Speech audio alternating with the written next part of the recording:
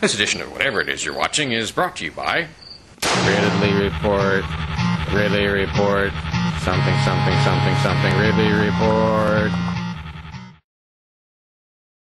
Libertarian concerns over the Travis family's treatment of its horses. Sandy Pierre is just one voice. She's a former Libertarian Party official for New Hampshire. She says, quote, "I've never raised horses, but I know what horse shit smells like. The contradictions, the easily verifiable facts, the absolutely ludicrous claim that it's a conspiracy by the government and the NHSPCA and the vets and the volunteers donating their time and money to provide short-term care for people's horses.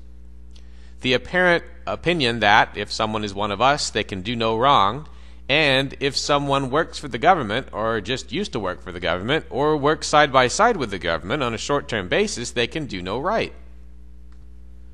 The blind refusal to ask relevant questions, well, that's not true. One or two people on this thread have, and have been smited for it.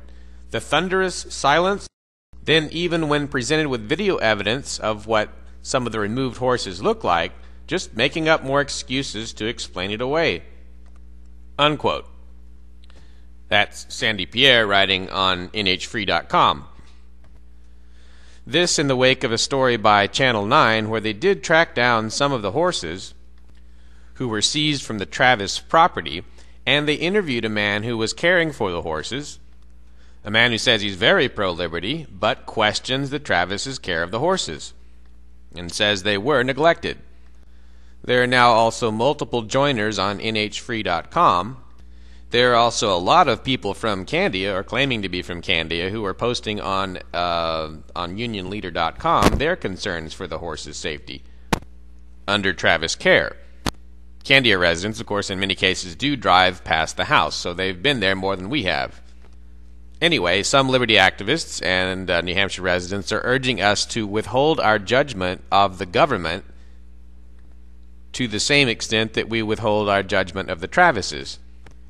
We have seen the video evidence of government wrongdoing in their handling of the Travis case, but now we're beginning to see video evidence aimed against the Travises, and eventually we might see more. Interviewed on Channel 9, March 26th, a man named Joe LeBlanc, who is now taking care of some of the horses, says the horses were emaciated and riddled with worms, at least the ones in his care, which I think are mostly young horses. Temporary care, I should say. Here's Brian Travis's response on nhfree.com. Quote, "Worms are common, especially in babies.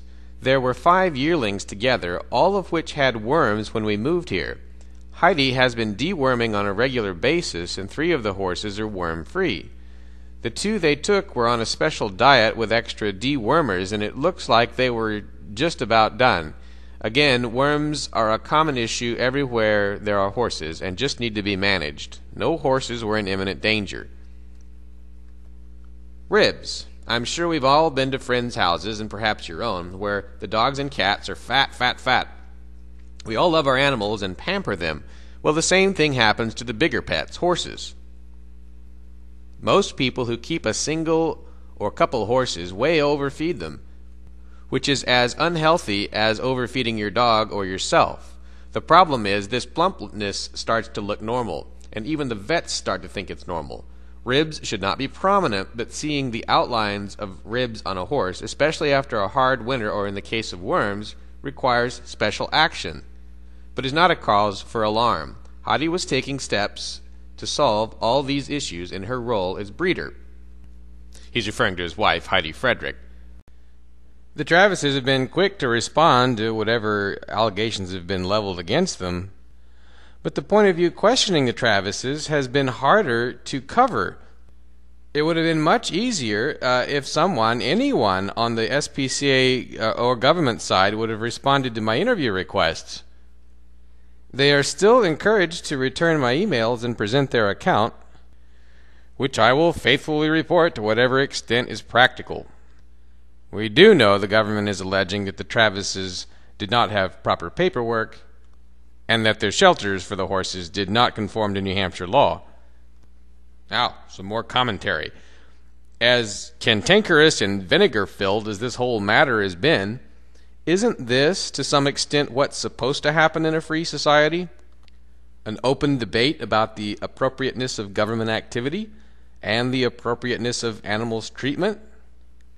Our liberty community using its volunteer time to assist the horses and the Travises, and yet calling them on it when they perceive a failing on the Travises' part.